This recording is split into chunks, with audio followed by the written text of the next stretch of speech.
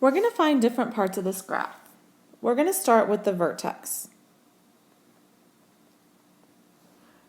The vertex is the opposite of the inside, which is -4, comma, -2. So at -4, -2, I'm going to start my graph, and that's my vertex. Now I can tell the direction of my graph because of the term right in front of the parentheses. If it's positive, it's happy and it goes up. If it's negative, it's sad and it goes down. The next piece, I have my axis of symmetry.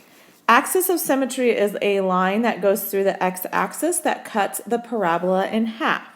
So it goes straight through that vertex. So that's going to be x equals -4, because -4 is the x value of the vertex. Next, we have our y-intercept.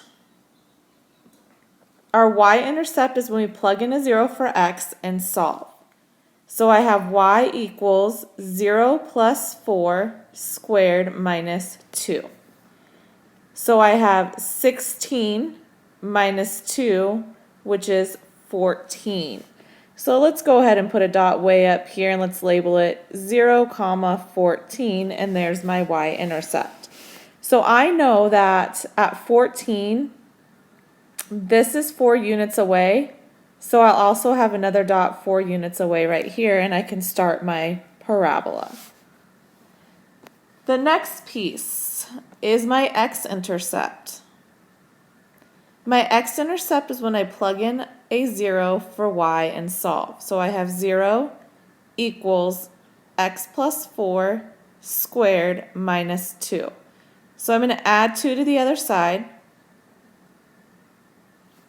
Take the square root of both sides, so I have plus and minus square root of 2 equals x plus 4. If I move the 4 to this side, I have -4 plus or minus the square root of 2. Now, let's find what those two places are decimal-wise.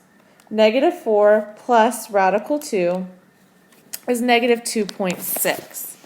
So we'll say -2.6 comma 0, -2.6 will be somewhere right there.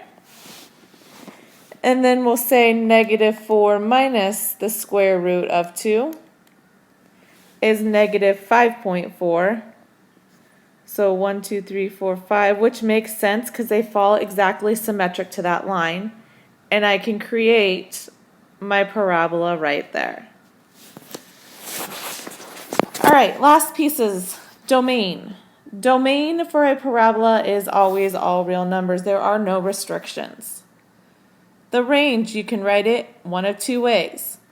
Y and the y value of the vertex. Is my graph above or below? Well, it's above, so I can write it like that. Or I can say it starts at -2 and goes to infinity. So I have my vertex, my axis of symmetry, my y-intercepts, my x-intercepts, my domain, and my range.